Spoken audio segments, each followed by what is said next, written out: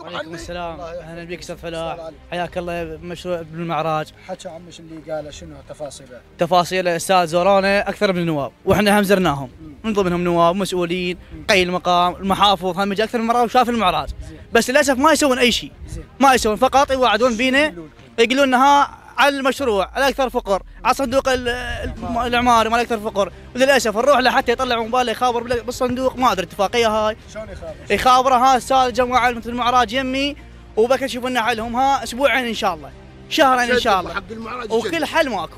احنا تعبنا، عندنا شوارع ما تنطب استاذ فلاح، يعني قاعد تشترك الاهالي وتفتح شارع، نطلع شفر ونطلع تراب ونسوي بلديه ما توصلنا نهائيا، مو من ضمن احنا، مو من ضمن الاطار ولا من ضمن البقعه الجغرافيه مال الديوانيه نهائيا.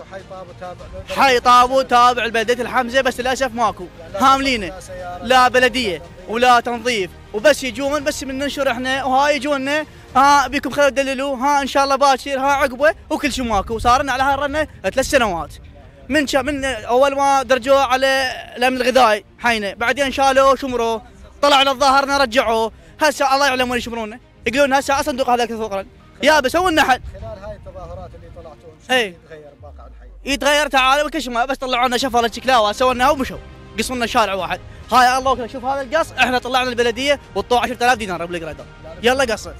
اي والله قسما بالله انا واحد من الناس رحت عندي شارع مسدود هناك، شارع مسدود، العالم ما تقدر تطلع، قعدت مقيل المقام وناشريت اكثر المقاطع موجوده على الفيس، ايش تفردنوا لميت من الاهالي بيدي قسما بالله فلوس النفر 25 وفتحت شارع وطلعت شفر، يعني ما تطلع؟ والله ما تطلع، ناشدنا اكثر من مره كل شيء ماكو، هسه نعرف شنو الغايه من المعراج ليش لحد الان، يعني بشرفك هذا حي مال المعراج كنا هور الحمار قسما بالله متنا وعاني، مدرسه ما عندنا احنا مدرسه، عندنا مدرسه وحده تداوم بها 3 شفتات، يعني الطالب امتى يستوعب 4 ساعات، امتى يستوعب؟